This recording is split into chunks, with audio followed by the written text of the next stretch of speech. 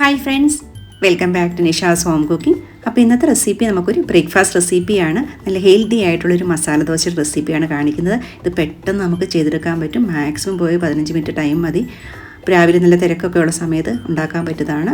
പിന്നെ ഇത് നല്ല മൊരിഞ്ഞ് വരാനായിട്ട് നമ്മൾ കുറച്ച് സാധനങ്ങളൊക്കെ മാവ് കലക്കുമ്പോൾ ചേർക്കുന്നുണ്ട്. അത് ഡീറ്റെയിൽഡ് ആയിട്ട് പറയുന്നുണ്ട്. നല്ലൊരു ചട്നിയും കൂടിയാണ് ഇതിൻ്റെ കൂടെയുള്ളത്. പിന്നെ എപ്പോഴും ഞാൻ പറയാറുള്ള പോലെ നിങ്ങളുടെ ചാനൽ ഇതുവരെ സബ്സ്ക്രൈബ് ചെയ്തിട്ടില്ലെങ്കിൽ ഒന്ന് സബ്സ്ക്രൈബ് ചെയ്ത് സപ്പോർട്ട് ചെയ്യുക. തൊട്ടടുത്ത ബെൽ ബട്ടൺ പ്രസ് ചെയ്യുകയാണെങ്കിൽ പുതുതായിട്ടുള്ള വീഡിയോസിൻ്റെയൊക്കെ നോട്ടിഫിക്കേഷൻസ് കിട്ടുന്നതായിരിക്കും. അപ്പോൾ നമ്മുടെ ദോശയ്ക്ക് ആവശ്യമായുള്ള നമുക്ക് ബാറ്റർ തയ്യാറാക്കാം. അപ്പോൾ ആദ്യം ഞാൻ 1 കപ്പ് ഗോതമ്പ് പൊടി ഇട്ട് കൊടുത്തിട്ടുണ്ട്. അതിനുശേഷം അതിന് തൊട്ട് 1/4 കപ്പ് റവ ചേർത്ത് കൊടുത്തിട്ടുണ്ട്. പിന്നെ വേണ്ടത് 1 ടേബിൾ സ്പൂൺ കടലമാവാണ്. ഇപ്പോൾ കടലമാവ് ഇല്ലാത്തവർക്ക് അരിപ്പൊടി ചേർത്താലും മതി. പിന്നെ 1 ടേബിൾ സ്പൂൺ അരിപ്പൊടി ചേർത്തിട്ടുണ്ട്. അപ്പോൾ ആ സമയത്ത് കടലമാവ് ചേർത്തിട്ട് 2 ടേബിൾ സ്പൂൺ അരിപ്പൊടി ചേർത്താൽ മതി. അപ്പോൾ ഇതൊന്ന് പൊടിച്ചെടുക്കാം. അപ്പോൾ റവയൊക്കെ ഉള്ളതുകൊണ്ടാണ് നമുക്ക് എല്ലാം കൂടി ഒന്ന് മിക്സാക്കി പൊടിച്ചെടുക്കുന്നത്. അപ്പോൾ ഞാനൊരു ബൗളിലോട്ട് ചേർത്ത് കൊടുത്തിട്ടുണ്ട്. ഇനി നമുക്കിതിനെ ഒന്ന് തയ്യാറാക്കിയെടുക്കാം. അപ്പോൾ അതിനകത്തോട് ചേർത്ത് കൊടുത്തത് ഞാൻ 1 ടേബിൾ സ്പൂൺ നെയ്യാണ്. അപ്പോൾ നെയ്യ് വേണ്ടാത്തവർക്ക് ഓയിൽ ചേർത്താലും മതി. അപ്പോൾ ഇതെല്ലാം കൂടി ഒന്ന് മിക്സ് ചെയ്തെടുക്കാം. ഇനി നമുക്ക് ഇതിനകത്തോട് ചേർത്ത് കൊടുക്കേണ്ടത് തൈരാണ്. ഞാൻ 1/2 കപ്പ് തൈരാണ് എടുത്തിരിക്കുന്നത്. ഒത്തിരി പുളിയില്ലാത്ത ഒരു തൈരാണ് ചേർത്ത് കൊടുക്കുന്നത്. അപ്പോൾ തൈര് നമ്മുടെ ഈ മാവും കൂടി ഒന്ന് നല്ലപോലെ മിക്സ് ചെയ്തെടുക്കാം. അപ്പോൾ ഞാനിപ്പോൾ ഒരു ഫോർക്ക് വെച്ചിട്ടാണ് മിക്സ് ചെയ്യുന്നത്. ഇങ്ങനെ അല്ലെങ്കിൽ സ്പൂൺ വെച്ചിട്ട് ചെയ്താലും മതി. ഇനി നമുക്ക് ആവശ്യത്തിന് വെള്ളം ചേർത്ത് കൊടുക്കാം. ഞാനിപ്പോൾ ആദ്യം 1 കപ്പ് വെള്ളമാണ് ഒഴിച്ച് കൊടുക്കുന്നത്. അതും കൂടി ഇട്ടിട്ട് നമുക്ക് നല്ലപോലെ മിക്സ് ചെയ്തെടുക്കണം. ഒട്ടും തന്നെ കട്ടയില്ലാതെ വേണം മിക്സ് ചെയ്തെടുക്കാനായിട്ട്.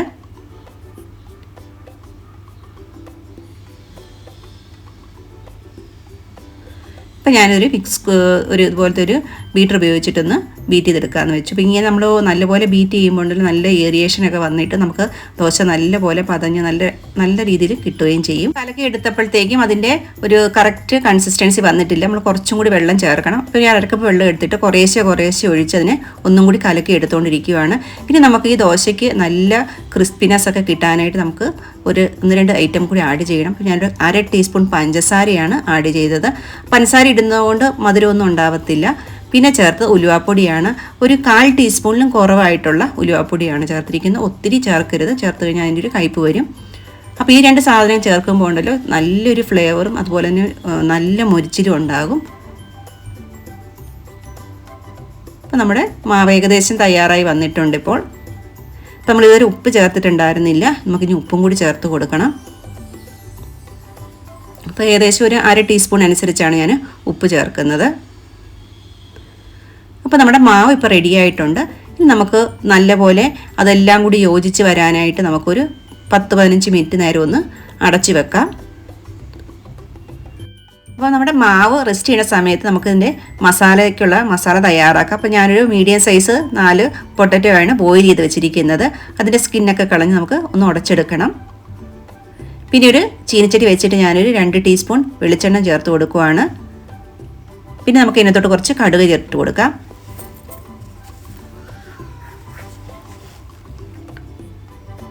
പിന്നെ ഇതിനകത്ത് ഒരു സ്പെഷ്യൽ ഐറ്റമായിട്ട് നമ്മൾ ചേർത്ത് കൊടുക്കുന്നത് കുറച്ച് ഉഴുന്നാണ്. ഈ ഉഴുന്ന് ചേർക്കുമ്പോൾ നല്ലൊരു ടേസ്റ്റാണ് കേട്ടോ. നമ്മൾ മസാല കടിക്കുമ്പോൾ നല്ലൊരു ഇഫക്റ്റ് കിട്ടും. പക്ഷേ അതൊന്ന് നല്ലപോലെ ഒന്ന് ബ്രൗൺ കളർ ആകുന്നവരെ ഒന്ന് വറുത്തിട്ട് വേണം നമ്മൾ ബാക്കി പ്രൊസീഡ് ചെയ്യാനായിട്ട്. അപ്പോൾ ഞാൻ ചെറുതായിട്ട് അരിഞ്ഞ് വെച്ചിരിക്കുന്ന ഒരു മീഡിയം സൈസ് സവോളയും 2 ചെറുതായിട്ട് അരിഞ്ഞ പച്ചമുളകും പൊടിയായിട്ട് അരിഞ്ഞ 1 ടീസ്പൂൺ ഇഞ്ചിയുമാണ് ചേർത്ത് കൊടുത്തിരിക്കുന്നത്. ഇനി നമുക്കിതിനെ ഒന്ന് വഴറ്റിയെടുക്കണം. പൊട്ടറ്റോ ബോയിൽ ചെയ്തപ്പോൾ ഞാൻ ഉപ്പിട്ടാണ് ബോയിൽ ചെയ്തിരിക്കുന്നത്. അപ്പം അതുകൊണ്ട് ഉപ്പ് കുറേശ്ശെയാണ് ഇപ്പോൾ ചേർത്ത് കൊടുക്കുന്നുള്ളൂ. ഇപ്പോൾ ഞാൻ ഇതിനകത്തോട്ട് കുറച്ചൊന്ന് ഉപ്പ് ചേർത്ത് കൊടുക്കുന്നുണ്ട്.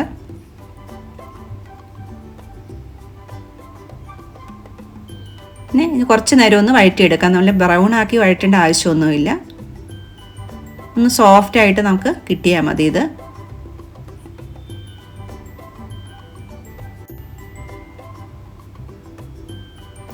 ഇപ്പം നമ്മുടെ സവോളയൊക്കെ ആവശ്യത്തിന് വഴന്ന് വന്നിട്ടുണ്ട്. ഇനി നമുക്ക് ഇതിനകത്ത് കുറച്ച് മഞ്ഞൾപ്പൊടി ചേർത്ത് കൊടുക്കാം. ഞാനൊരു 1/2 ടീസ്പൂൺ മഞ്ഞൾപ്പൊടി ചേർത്തിട്ടുണ്ട്. അപ്പോൾ മഞ്ഞൾപ്പൊടി ഇപ്പോൾ ചേർക്കുകയാണെങ്കിൽ നമ്മുടെ പൊട്ടറ്റോയിലൊക്കെ കറക്റ്റായിട്ട് മിക്സായി വരും. പിന്നെ ഈ സമയത്ത് നമുക്ക് കുറച്ച് വെള്ളം, ഞാൻ 2 ടേബിൾ സ്പൂൺ വെള്ളം കൂടി ചേർത്ത് കൊടുക്കുന്നുണ്ട്. അത് നമ്മുടെ ആ ഒരു നല്ല മസാല നല്ല കറക്റ്റായിട്ട് കുഴഞ്ഞ് കിട്ടാൻ വേണ്ടിയിട്ടാണ്. നമ്മൾ ഉടച്ച് വെച്ചിരിക്കുന്ന നമ്മുടെ പൊട്ടറ്റോ കൂടി ചേർത്ത് കൊടുക്കാം. അപ്പോൾ പൊട്ടറ്റോ ഇത്ര ഉടയ്ക്കേണ്ട എന്നുള്ളവർക്ക് കുറച്ച് വേണമെങ്കിൽ ഒന്ന് കഷ്ണം കഷ്ണം കിടക്കണം എന്ന് ഇഷ്ടമുള്ളവർക്ക് അങ്ങനെയും വേണം ചെയ്യാം. അപ്പോൾ നമുക്ക് ദോശയിൽ സ്പ്രെഡ് ചെയ്യാനായിട്ട് കുറച്ചിങ്ങനെ കുഴഞ്ഞിരിക്കുന്ന നല്ലതായതുകൊണ്ടാണ് ഞാനിപ്പോൾ അങ്ങനെ ഉടച്ചിരിക്കുന്നത്. അപ്പോൾ നല്ലപോലെ മിക്സ് ചെയ്തെടുക്കാം. ഈ സമയത്ത് നമുക്ക് ഉപ്പും കൂടിയൊക്കെ ഒന്ന് ടെസ്റ്റ് ചെയ്യണം. അപ്പോൾ ഉപ്പ് ആവശ്യത്തിന് ഇല്ലെങ്കിൽ കുറച്ച് വേണം ചേർത്ത് കൊടുക്കാം.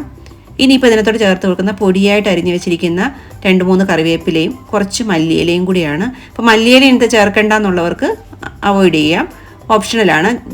മല്ലിയില ഇഷ്ടമുള്ളവർ മാത്രം ചേർക്കുക. ഇപ്പം നമ്മുടെ പൊട്ടറ്റോ മസാല റെഡി ആയിട്ടുണ്ട്. ഇനി നമുക്ക് ഇതിനകത്തോട്ട് ഒരു ചട്നിയും കൂടി തയ്യാറാക്കാം. അത് തേങ്ങ വെച്ചിട്ടുള്ള ചട്നിയാണ്. അപ്പോൾ ഇതിനകത്തോട്ട് ഞാൻ ഒരു കപ്പ് തേങ്ങയും കുറച്ച് ചെറിയുള്ളി, 2 പച്ചമുളക് ഇത്രയാണ് ചേർത്തിരിക്കുന്നത്. അതിൻ്റെ കൂടെ കുറച്ച് കറിവേപ്പില, നല്ല കളർ കിട്ടാനായിട്ട് കറിവേപ്പില ചേർക്കുന്നത് നല്ലതാണ്. അതുപോലെ തന്നെ ടേസ്റ്റിന് വേണ്ടിയിട്ട് കുറച്ച് മല്ലിയിലയും ചേർത്ത്, പിന്നെ സ്പെഷ്യലായിട്ട് ഇതിന് ചേർത്തിട്ട് റോസ്റ്റ് ചെയ്ത് വെച്ചിരിക്കുന്ന കുറച്ച് പീനട്ട്സ് ആണ്. പിന്നെ ആവശ്യത്തിന് ഉപ്പും കൂടി ചേർത്തിട്ട് നമുക്കിതിനെ നല്ലപോലെ അരച്ചെടുക്കാം. കണ്ടോ, അരച്ച് വന്നിട്ടുണ്ട്. ആ ഒരു കളർ കണ്ടോ, നല്ല ഒരു റെസ്റ്റോറൻറ്റിൽ നിന്നൊക്കെ കിട്ടുന്ന പോലത്തെ ആ ചട്നിയുടെ ഒരു കളറാണ് നമുക്കിപ്പോൾ വന്നിരിക്കുന്നത്. ഇനി നമുക്കിതിനകത്ത് തടക്കം കൊടുക്കാം. കുറച്ച് കടുകും, അപ്പോൾ ഇതിനകത്തോട്ട് നമ്മൾ കുറച്ചൊന്ന് ഇതുപോലെ ഈ ഉഴുന്ന് ചേർക്കുന്നുണ്ട്. അപ്പോൾ ഉഴുന്നിങ്ങനെ പൊട്ടുമ്പോൾ അത് നല്ലൊരു ടേസ്റ്റായിട്ടാണ് വരണത്. പിന്നെ കുറച്ച് കറിവേപ്പിലയും 2 റെഡ് ചില്ലിയും കൂടി ഇട്ടിട്ടാണ് നമ്മൾ ഇതിനെ കടുക് പൊട്ടിച്ചിരിക്കുന്നത്. അപ്പോൾ നമ്മുടെ ചട്നി ഇപ്പോൾ റെഡി ആയിട്ടുണ്ട്.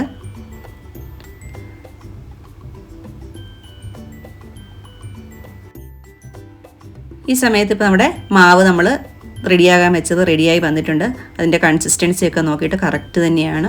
അപ്പോൾ ഇനി നമ്മൾ ഇതിനകത്തോട്ട് ചേർത്ത് കൊടുത്തത് ഒരു ഫുൾ പാക്കറ്റ് ഈനോയാണ്. അപ്പോൾ ഈനോ വേണ്ടാത്തവർക്ക് സോഡാപ്പൊടി ഒരു 1/2 ടീസ്പൂൺ ചേർത്താലും മതി. ബേക്കിംഗ് സോഡയാണ് ഉദ്ദേശിച്ചത്. കണ്ടോ, ഇപ്പോൾ ഈനോ ഇട്ടപ്പോൾ കണ്ടോ അതിങ്ങനെ മാവ് ഇങ്ങനെ പൊങ്ങി വരുന്നുണ്ട്. അപ്പോൾ ഈനോ നമ്മൾ സ്റ്റൊമക്കിനൊന്നും ഒരു കുഴപ്പമില്ല, കാരണം നമുക്ക് വയറിനൊക്കെ അസുഖമുള്ളപ്പോൾ നമ്മൾ കലക്കി കുടിക്കണം. അതുകൊണ്ട് തന്നെ ഈ ദോശയ്ക്ക് ഈനോ ചേർക്കുമ്പോൾ കുറച്ചും കൂടി നല്ലതാണ്. ഇനി നമ്മൾ ഉണ്ടാക്കാൻ തുടങ്ങാം. അപ്പോൾ ഞാനൊരു നോൺ സ്റ്റിക്ക് തവയാണ് വെച്ചിരിക്കുന്നത്. കുറച്ച് പഴയതായതുകൊണ്ട് ഞാൻ ആദ്യം ഇച്ചിരി ഓയിൽ സ്പ്രെഡ് ചെയ്തു. ഇനി അതിന് ശേഷം ഇതിനകത്തോട്ട് കുറച്ച് വെള്ളം നമ്മൾ തെളിച്ച് കൊടുക്കുകയാണ്. ഇതെന്തിനാന്ന് വെച്ചാൽ നമ്മുടെ ചീനിച്ചട്ടിയുടെ ചൂടൊന്ന് ബാലൻസ് ചെയ്യാനായിട്ടാണ്. അപ്പോൾ ആദ്യം നമ്മൾ നല്ല ചൂടിലാണ് ചീനിച്ചട്ടി ചൂടാക്കി വെച്ചിരിക്കുന്നത്. അതിനുശേഷമാണ് നമ്മൾ ഈ ഓയിലും വെള്ളമൊക്കെ ഒഴിച്ചൊന്ന് നല്ല ടിഷ്യൂ പേപ്പറോ തുണിയോ വെച്ചിട്ട് തുടയ്ക്കണത്. അത് കഴിഞ്ഞിട്ട് നമ്മൾ തീ കുറച്ച് വെക്കണം. ആ സമയത്ത് വേണം മാവ് ഒഴിച്ച് കൊടുക്കാനായിട്ട്. എന്നാലാണ് നമ്മുടെ ദോശ നല്ല പോലെ നമുക്കിങ്ങനെ ചുറ്റിച്ച് പരത്തി എടുക്കാൻ പറ്റത്തുള്ളൂ. കണ്ടോ, ഇപ്പം നല്ല പോലെ എത്രത്തോളം നമുക്ക് ആ ചീനിച്ചട്ടിയുടെ സൈസ് അനുസരിച്ച് നമുക്ക് വേണമെങ്കിൽ ഇത് ചുറ്റിച്ചെടുക്കാൻ പറ്റും. ഇനി നമ്മൾക്കിതിൻ്റെ തീ ഒന്ന് കൂട്ടി വെക്കണം. ഒരു മീഡിയം സൈസിലോട്ടാക്കി വെക്കുക. അപ്പോൾ ഒരു 30 സെക്കൻഡ്സ് കഴിയുമ്പോൾ അത് കണ്ടതുപോലെ സൈഡൊക്കെ ഇങ്ങനെ അതിൻ്റെ വാട്ടർ കണ്ടൻറ്റൊക്കെ പോയിട്ട് റെഡിയായി വരും. ഈ സമയത്ത് നമുക്ക് നെയ്യോ ഓയിലോ നമ്മുടെ ഇഷ്ടം അനുസരിച്ച് നമുക്കൊന്ന് തേച്ച് കൊടുക്കാം. അപ്പോൾ പെട്ടെന്ന് അത് മൊരിഞ്ഞ് വരും. ഇനി നമ്മുടെ മസാല ഇതിനകത്തോട്ട് സ്പ്രെഡ് ചെയ്യാം. ഇനി ഈ സമയത്ത് ഇത് നെയ് റോസ്റ്റാക്കി വേണമെങ്കിലും ചെയ്യുക. അപ്പോൾ മസാല ഇഷ്ടമില്ലാത്തവർക്ക് ഇതുപോലെ ഇത്ര മാത്രം മസാല ഫില്ല് ചെയ്തെടുത്ത് കഴിഞ്ഞാൽ നമുക്ക് നല്ലൊരു നെയ് റോസ്റ്റാക്കി എടുക്കാൻ പറ്റും. ഇതുണ്ടോ, ഇതിൻ്റെ സൈഡൊക്കെ കണ്ടോ, ഇത്ര നല്ല പെർഫെക്റ്റ് കളറാണ്.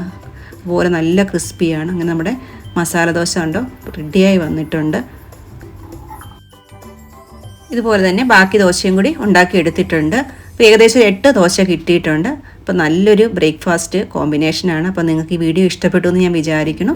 എല്ലാവരും ട്രൈ ചെയ്ത് നോക്കുക. വീഡിയോ ഇഷ്ടപ്പെടുകയാണെങ്കിൽ വീഡിയോ ലൈക്ക് ചെയ്യുകയും ഷെയർ ചെയ്യുകയും ചെയ്യുക. Thank you for watching. Next നല്ലൊരു വീഡിയോ ആയിട്ട് കാണുന്നത് വരെ എല്ലാവർക്കും ബൈ.